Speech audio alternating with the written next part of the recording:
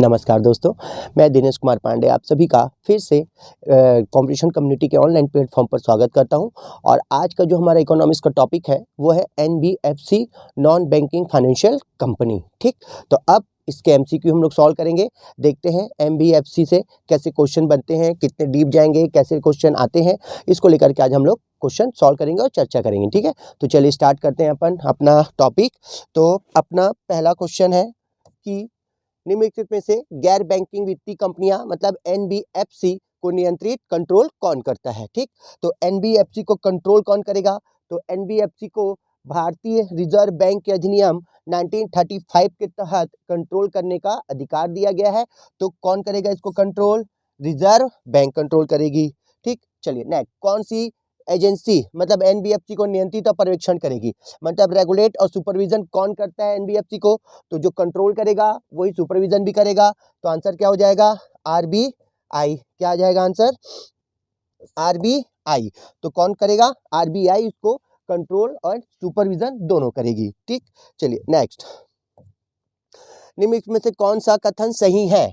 NBFC के पास banking licence नहीं है, एनबीएफसी बैंकों की तरह डिमांड ड्राफ्ट जारी कर सकता है। देखो एनबीएफसी तो पहली बात ये है कि हाँ उसके पास बैंकिंग की तरह लाइसेंस नहीं है, भले वो एक बैंकिंग प्रोसेस मतलब बैंकिंग कंपनी कहलाती है वो, बट वो पूर्णतः बैंकिंग नहीं होती, मतलब बैंकिंग की तरह उसको कानूनन या लीगल अथॉरिटी या अधिकार प्राप्त नहीं होते। ठीक, तो पहला वाला तो क्या है?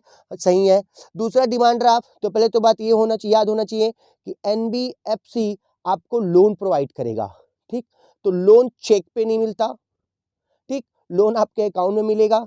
ठीक, चेक से आपको लोन नहीं दिया जाता। ठीक है ना, ओके, खासकर एनबीएफसी नहीं देगा आपको, वो सीधा आपके अकाउंट में ट्रांसफर होता है। तो आंसर क्या हो जाएगा इसका? केवल बैंकिंग लाइसेंस नहीं है ये, बस सही, सॉरी, डिमांड ड्राफ्ट जारी नहीं करता। हाँ सही है, ये डिमांड जारी कर सकता है, सॉरी डिमांड ड्राफ्ट जारी कर सकता है बोल रहा है, सॉरी मैं नहीं पढ़ लिया। ठीक है, नहीं डिमांड ड्राफ्ट जारी ये नहीं करता। ठीक है ना, तो आंसर क्या हो जाएगा? केवल एक सही है। ठीक, आंसर इज एक। डिमांड ड्राफ्ट जारी कर सकता लिखा है मगर नहीं करता है। ठीक, क्लियर, ओके, चलो नेक्स्ट, निम्नलिखित कथनों पर विचार करो। निम्नलिखित कथनों पर विचार करो। चीट फंड एनबीएफसी के प्रकार हैं। सभी एनबीएफसी आरबीआई द्वारा शासित है। आरबीआई ने कहा है कि किसी कंपनी में 26% या उससे अधिक हिस्सेदारी की खरीद या उसके 30% से अधिक निर्देशकों में बदलाव के लिए केंद्रीय बैंक की अनुमति की आवश्यकता होगी। हाँ, पहला वाला ये बोल रहा है आपको कि चीट फंड एनबीएफसी के प्रकार है। हाँ, एनबीएफसी लोन भी प्रोवाइड करता है। आपको ये एक स्कीम की तरह आपको कुछ स्कीम बताएगा, उसमें आप कुछ पैसा जमा करोगे, फिर उसके बाद वो आपको लोन देगा, तो एक चीट फंड की तरह कार्य करेगा। सही बात है। सभी एनबीएफसी आरबीआई द्वारा शासित है। हाँ, आरबीआई ही रेगुलेट करता है इनको। क्लियर, दूसरा भी सही है। आरबीआई ने कहा है कि किसी कंपनी में 26% या उससे अधिक की हिस्सेदारी की खरीद या उसके 30% से अधिक निवेशकों में बदलाव के लिए केंद्रीय बैंक की अनुमति की आवश्यकता होगी। ध्यान दो, थर्ड वाला पॉइंट जो बोल रहा है क्या, कि आरबीआई ने कहा है कि किसी कंपनी में 26% या उससे अधिक की खरीद या उसके 30% से अधिक निर्देशकों में बदलाव के लिए केंद्रीय बैंक की अनुमति की आवश्यकता होगी। हिस्सेदारी खरीदना है बोल रहा है, ठीक, या उसके निर्देशकों में बदलाव बोल रहा है। तो इसके लिए आरबीआई की जरूरत नहीं है। अगर मैं किसी का शेयर खरीद रहा हूं तो मेरे को आरबीआई से परमिशन लेने की जरूरत नहीं पड़ेगी। तो आंसर क्या हो जाएगा? ए और बी। तो answer is a, answer is a होगा। ठीक, चलो नेक्स्ट। ठीक, एक गैर बैंकिंग वित्तीय कंपनी एनबीएफसी के तहत पंजीकृत कंपनी है। तो एनबीएफसी किसके तहत रेगुलेटेड है? 1956 कंपनी अधिनियम 1956 के तहत क्या है वो? रेगुलेट है, मतलब उसी के तहत उसको बनाया गया है। तो आंसर क्या हो जाएगा? बी।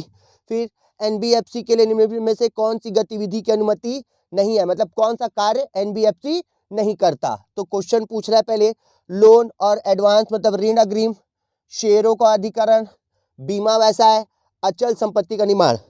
एनबीएफसी आप करता है, सॉरी मैं थोड़ा सा गलत बोल दिया था। ठीक है, तो एनबीएफसी आपका बीमा का काम भी करेगा, ऋण का काम भी करेगा, ठीक, शेयरों का अधिकरण। अचल संपत्ति, अचल संपत्ति मतलब क्या हो जाता है आपका? ठीक, अचल संपत्ति मतलब ऐसी संपत्ति जो क्या हो, स्थिर हो, मतलब कोई चीजें अचल संपत्ति में आपका क्या हो जाएगा, एक हाउस होगा। तो घर खरीदने के लिए आपको लोन देगा एनबीएफसी, हाउसिंग लोन देगा, कार खरीदने के लिए लोन देगा, मोबाइल खरीदने के लिए लोन देगा। ठीक, ओके। एक काम करते हैं, इस क्वेश्चन को, ठीक है ना, रिपीट करते हैं फिर से। ठीक, देखो क्वेश्चन को रिपीट करते हैं। ठीक, तो एनबीएफसी के लिए निम्नलिखित में से कौन सी गतिविधि की अनुमति नहीं है? एनबीएफसी के लिए कौन सा कार्य इसमें शामिल नहीं है, मतलब एनबीएफसी कौन सा कार्य नहीं करता? तो पहला लिखा है ऋण और अग्रिम, दूसरा लिखा है शेयरों का अधिकरण, तीसरा है बीमा व्यवसाय, चौथा है अचल संपत्ति का निर्माण। ठीक, तो पहली बात तो आपको तो मालूम ही है कि एनबीएफसी लोन के लिए वर्क करता है, ऋण उपलब्ध कराता है आपको। ऋण आप लोग को क्यों उपलब्ध कराएगा? कि आप कुछ सामान खरीदो, ठीक, तो कुछ सामान खरीदे हो, चाहे होम खरीद, चाहे घर खरीदो, चाहे कार खरीदो, चाहे कुछ भी सामान खरीदो, तो आपकी वो एक अचल संपत्ति हो जाएगी। ठीक, तो अचल संपत्ति का काम करेगा, सही है। ऋण तो देगा ही। बजाज इंश्योरेंस वो भी आपका एनबीएफसी कंपनी है, तो बीमा व्यवसाय भी करेगा। शेयरों का अधिग्रहण नहीं करता वो, ठीक है। तो कौन सा काम नहीं करता एनबीएफसी? शेयरों का अधिग्रहण नहीं करता, तो आंसर इज बी हो जाएगा आपका। ठीक, चलो नेक्स्ट। एक गैर बैंकिंग संस्था जिसका मुख्य व्यवसाय किसी योजना के तहत जमा प्राप्त करना या एक मुश्त या किस्तों में योगदान के रूप में व्यवस्था करना है, उसे क्या कहा जाता है? ध्यान से सुनो। एक गैर बैंकिंग संस्था जिसका मुख्य व्यवसाय किसी योजना के तहत जमा प्राप्त करना, जैसे मैंने आपको कहा कि एनबीएफसी एक स्कीम निकालती है जिसके तहत कुछ जमा करेगी। ठीक, पहला लाइन क्लियर। दूसरा लाइन, एक मुश्त या किस्तों में योगदान के रूप में व्यवस्था करना। एक मुश्त मतलब या तो एक मुश्त देगी या आपको इंस्टॉलमेंट में पैसा देगी। ठीक, तो ये कौन काम करेगी? या तो वो प्रमुख गैर बैंकिंग कंपनी होगा, या तो आवासीय गैर बैंकिंग कंपनी, अवशिष्ट गैर बैंकिंग कंपनी, वैकल्पिक गैर बैंकिंग कंपनी। तो ये क्या हो जाएगा? प्रमुख गैर बैंकिंग कंपनी। ये आपको लोन देगी, या तो एक मुश्त देगी या तो इंस्टॉलमेंट में देगी। ठीक, ओके। और जिसका मुख्य व्यवसाय क्या होगा? योजना के तहत पैसे को जमा करना। तो ये काम कौन करेगा? आपका एनबीएफसी करेंगे। तो आंसर क्या जाएगा आपका? ए, प्रमुख गैर बैंकिंग कंपनी। ठीक, ओके। चलो देखो, एनबीएफसी के बारे में निम्नलिखित में से कौन सा गलत है पूछा है। तो एनबीएफसी मांग जमा स्वीकार नहीं कर सकता, एनबीएफसी भुगतान और निपटान प्रणाली का हिस्सा नहीं है, और स्वयं पर आहरित चेक जारी नहीं कर सकते। एनबीएफसी के जमाकर्ताओं के लिए जमा बीमा और क्रेडिट गारंटी निगम की जमा बीमा सुविधा उपलब्ध नहीं है। एनबीएफसी बीमा कारोबार नहीं कर सकता। ठीक, देखो पहला तो एक एक पॉइंट को पढ़ना और एक एक पॉइंट का आंसर देना है। ठीक, देखो एनबीएफसी जमा स्वीकार नहीं कर सकता। क्या एनबीएफसी कुछ जमा स्वीकार नहीं करेगा? कुछ जमा स्वीकार कहने का मतलब क्या है? कि आपसे कुछ धन जमा करेगा या कुछ भी चीज मॉर्गेज रखवाएगा, करवाएगा, तो ये सही। ठीक, गलत बताना है ना। दूसरा क्वेश्चन, दूसरा पॉइंट, एनबीएफसी भुगतान और निपटान प्रणाली का हिस्सा नहीं है और स्वयं पर आहरित चेक जारी नहीं कर सकता। मतलब भुगतान कहने का मतलब क्या है? पेमेंट और सेटलमेंट। ठीक, मतलब सेटलमेंट काम और पेमेंट का काम क्या नहीं करता? करता है, पैसा देगा ना, और फिर अगर आप उसको नहीं पटा पाओगे, इंस्टॉलमेंट नहीं हो पाता है, तो एक सेटलमेंट का तरीका यूज करता है, जैसे सिटी फाइनेंस कंपनी करती थी। ठीक, तो सेटलमेंट वाला मैटर भी करेगा। इंग्लिश समझ में नहीं आता है तो एक बार हिंदी पढ़ लिया करो, क्योंकि इंग्लिश में ना इसके वर्ड बहुत भारी भरकम होते हैं। ठीक, तो इंग्लिश को भी एक बार रीड कर लिया करो। क्वेश्चन पेपर जब बनाते हो ना, तो खाली हिंदी को ही मत पढ़ा करो, क्योंकि हिंदी में कुछ शब्द ऐसे होते हैं जो बहुत ही एकदम बोल्ड और बहुत ही भारी भरकम होते हैं, जो समझ में नहीं आते हैं। तो इंग्लिश के साथ साथ उसके इंग्लिश के वर्जन को भी रीड कर लिया करो, ताकि क्वेश्चन को समझने में आसानी होती है। अब यहाँ लिखा है भुगतान, और यहाँ कितना इजी वे में लिखा है? पेमेंट। ठीक क्या लिखा है? पेमेंट। यहाँ लिखा है निपटान, और यहाँ क्या लिखा है? सेटलमेंट। तो वो चीज समझ में आ जाती है ना। ठीक, तो इंग्लिश वर्जन को भी रीड कर लिया करो। ठीक, तो दूसरा काम भी करेगा। तीसरा, एनबीएफसी के जमाकर्ताओं के लिए जमा बीमा और क्रेडिट गारंटी निगम की जमा बीमा सुविधा उपलब्ध नहीं है। अरे है, ठीक, और एनबीएफसी बीमा कारोबार नहीं कर सकते, करते हैं। तो ये सही, ये सही, ये सही, ये वाला गलत, क्योंकि वो जमा बीमा सुविधा उपलब्ध कराता है। तो आंसर क्या हो जाएगा? सी आंसर हो जाएगा इसका। ठीक है, कि कौन सा काम, कौन सा इसमें से गलत है? तो एनबीएफसी के जमाकर्ताओं के लिए जमा बीमा और क्रेडिट गारंटी निगम की जमा बीमा सुविधा उपलब्ध नहीं है। मतलब बीमा और क्रेडिट गारंटी ये दोनों काम एनबीएफसी नहीं करता बोल रहा है ये, और जबकि तो उसका काम है वो, ठीक, तो करता है। तो इसीलिए इनमें से कौन सा ऑप्शन गलत हो गया? सी वाला गलत हो गया। ठीक, नेक्स्ट, एनबीएफसी के नियमन में निम्नलिखित में से किसकी कोई भूमिका नहीं होती। मतलब एनबीएफसी जब बनाया जाता है तो उसके लिए अगर नियम बन रहे हैं तो किसका योगदान नहीं होता पूछ रहा है। ठीक, तो लिखा हुआ है राष्ट्रीय आवास बैंक, भारतीय रिजर्व बैंक, सिडबी, कारपोरेट मामले का मंत्रालय। देखो, कारपोरेट कहने का मतलब क्या हो जाए तुम्हारा? उद्योग। ठीक, तो राष्ट्रीय आवास में उसकी भूमिका होगी 100%, क्योंकि लोन उपलब्ध होगा। आरबीआई की भी भूमिका होगी, सिडबी की भी भूमिका होगी, मगर कारपोरेट मंत्रालय की भूमिका नहीं। यहां पर फाइनेंस मंत्रालय आ जाएगा। क्या आ जाएगा? फाइनेंस मंत्रालय। ठीक, तो आंसर क्या हो जाएगा? डी, इसकी कोई भूमिका नहीं होती। ठीक है, नेक्स्ट है एफएएसबी का पूर्ण रूपेण क्या है? मतलब एफएएसबी का फुल फॉर्म क्या है? तो एफएएसबी का फुल फॉर्म है financial accounting standard board. Financial accounting standard board इसका फुल फॉर्म है। ठीक है ना, तो आंसर क्या हो जाएगा? ए। एफएलसी का पूर्ण रूपेण क्या है? तो एफएलसी का पूर्ण रूपेण क्या है? Financial leasing company. ठीक, financial leasing company, financial lending company, financial leasing company of India limited और नन ऑफ दिस। ठीक, तो ये चार चीज पूछा है, तो क्या हो जाएगा आंसर? इसका आंसर क्या होगा? What is the full form of FLC? तो इसका फुल फॉर्म है आपका फाइनेंशियल लीडिंग कंपनी या फाइनेंशियल लीजिंग कंपनी। ठीक, तो इसका आंसर क्या हो जाएगा? ए, फाइनेंशियल लीजिंग कंपनी एफएलसी का फुल फॉर्म है। ठीक है, नेक्स्ट,